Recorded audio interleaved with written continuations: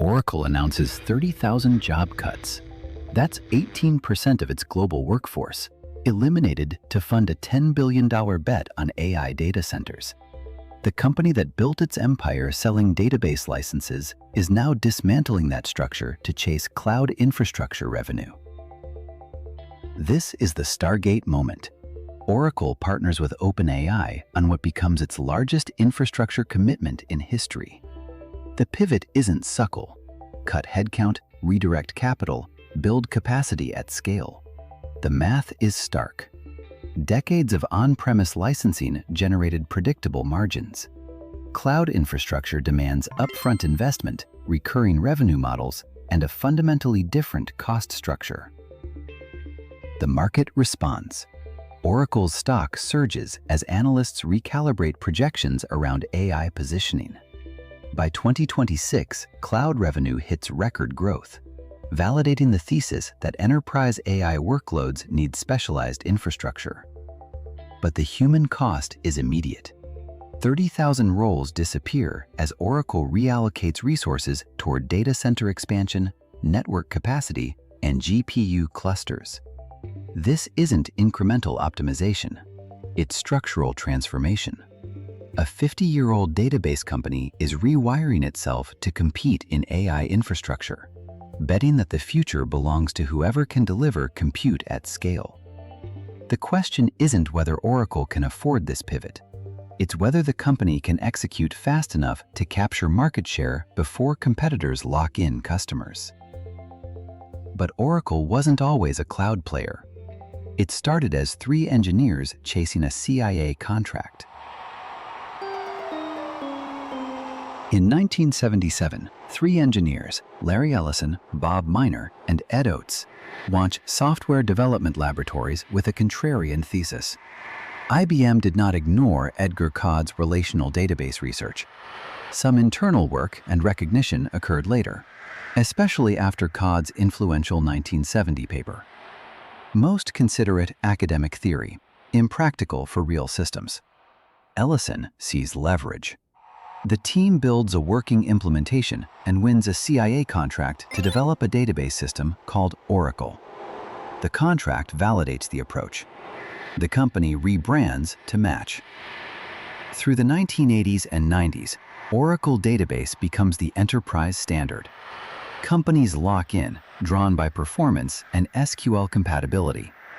The product generates recurring license revenue at high margins. By the mid-90s, Oracle controls a dominant share of the relational database market. The bet on Codd's framework pays off at scale. The 2000s bring aggressive consolidation. Oracle acquires PeopleSoft, Siebel, and Sun Microsystems, absorbing enterprise applications, customer relationship management software, and hardware infrastructure. The strategy is vertical integration. Own the database, the middleware, the applications, and the servers they run on. Oracle becomes a full-stack enterprise vendor, extracting maximum value from on-premise deployments.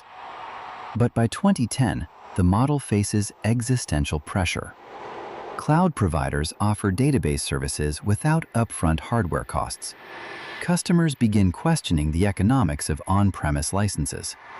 Salesforce demonstrates that enterprise software can run entirely in the cloud, bypassing Oracle's infrastructure altogether. The database that built everything now anchors a business model the market is abandoning. By the mid-2010s, Oracle faces a structural problem. AWS, Azure, and Google Cloud already dominate infrastructure as a service. They control compute, storage, and networking at hyperscale. Oracle Cloud Infrastructure launches as a response, but initial positioning lacks differentiation. The company is late, outgunned, and competing in a market where the leaders have already locked in enterprise customers. The on-premise license model that generated decades of predictable revenue is now a liability. Customers migrate workloads to competitors' clouds, and Oracle's database advantage erodes when AWS offers managed database services at lower operational cost. The question becomes existential. How does a database company compete in cloud infrastructure when it doesn't control the underlying platform customers are choosing? Oracle identifies leverage in what it already owns: enterprise data gravity. Decades of Fortune 500 deployments mean Oracle databases underpin mission-critical workloads across thousands of companies. Migration is possible. Many have moved to AWS. But it is expensive, risky, and slow for the largest deployments. The strategic pivot isn't to build a general-purpose cloud. It's to position OCI as AI and machine learning infrastructure optimized for data-heavy workloads. If enterprises need to run analytics, train models, or process massive datasets, Oracle can offer infrastructure purpose-built around the databases it already manages. This reframing changes the competitive landscape. Oracle isn't chasing AWS on breadth. It's targeting a specific use case where its database lock-in becomes cloud migration leverage. The bet is that AI workloads will demand specialized infrastructure, and Oracle's existing enterprise relationships provide the entry point. The breakthrough wasn't just technology. It was recognizing what Oracle already owned: enterprise data gravity. Oracle's database empire creates an asymmetric advantage competitors can't replicate. Decades of Fortune 500 contracts mean mission-critical data sits locked in Oracle systems. Switching costs are prohibitive. Migrating a core banking database or ERP system to a competitor cloud risks downtime, compatibility failures, and regulatory exposure. Enterprises don't move these workloads lightly. OCI becomes the path of least resistance.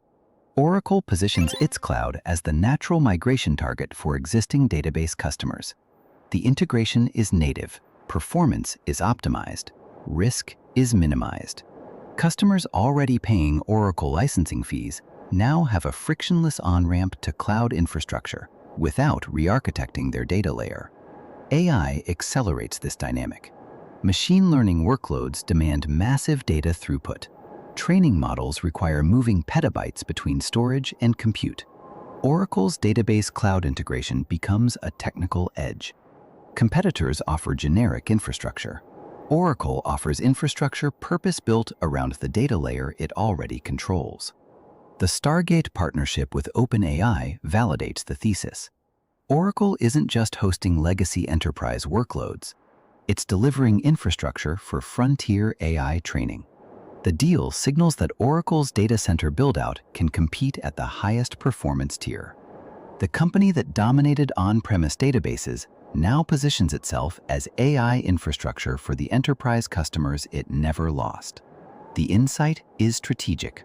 Oracle didn't need to beat AWS at general cloud.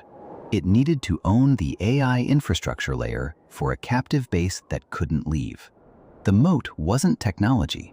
It was decades of enterprise lock-in, now weaponized for cloud migration. But leverage alone doesn't fund a $10 billion infrastructure bet. Oracle's next move was brutal.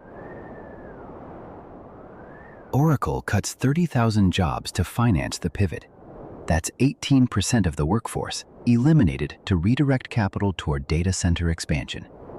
The company borrows heavily, issuing debt to fund Stargate and OCI capacity build-out at scale. This isn't cost optimization, it's balance sheet restructuring. Oracle is trading predictable license margins for cloud infrastructure that demands upfront investment before revenue compounds. The financial model shifts fundamentally. One-time license fees become recurring cloud subscriptions. Wall Street recalibrates. By 2026, cloud revenue hits record growth, and Oracle stock surges as analysts reward AI infrastructure positioning. The market sees the thesis. Enterprise AI workloads need specialized compute, and Oracle controls the data layer those workloads depend on. Valuation multiples expand despite the layoffs. Competitors respond. AWS, Azure, and Google Cloud now face Oracle on enterprise AI turf, where database gravity matters more than raw compute breadth. Oracle's relevance in data migration and ownership of migration paths is significant. especially as it serves more than 80% of the Fortune 500 with its Golden Gate platform, which is used for real-time data integration. The restructuring works because it aligns capital with leverage. Debt finances infrastructure. Layoffs free cash flow. Recurring revenue improves long-term multiples. But the human cost is immediate. 30,000 roles disappear as Oracle reallocates resources toward GPU clusters and network capacity. The scale is undeniable. The risk is real. Oracle is betting that AI infrastructure revenue will outpace the debt burden and workforce disruption. The question isn't whether Oracle executed the pivot. It's what made this transformation possible when competitors had a decade head start. Oracle's playbook reveals a replicable framework. Identify your captive base, then build the next layer they cannot avoid. Oracle owned enterprise databases. Switching costs kept Fortune 500 customers locked in.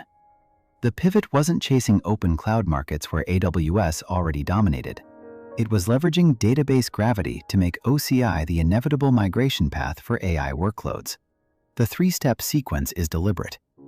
Database lock-in created the captive base. Cloud infrastructure became the next layer customers needed as on-premise models collapsed. AI training demands turned that infrastructure into compounding advantage. Each layer reinforced the previous one. Oracle didn't compete where markets were open. It competed where decades of enterprise contracts made leaving prohibitively expensive. The financial mechanism matters. Debt funded data center scale. Workforce restructuring freed cash flow. Recurring cloud revenue improved long-term multiples, signaling commitment to investors even as 30,000 jobs disappeared. The market rewarded the pivot because Oracle used existing revenue to finance infrastructure that deepened the moat. The transferable lesson isn't about databases or cloud. It's about recognizing what you already control and building the next dependency layer. Oracle didn't invent AI infrastructure. It positioned itself as the only viable option for enterprises that couldn't migrate their data. The moat wasn't technology. It was captive customers facing a choice between Oracle's cloud or catastrophic switching costs. The framework works when leverage compounds. What captive base do you already own? And what's the next layer they'll need but cannot source elsewhere?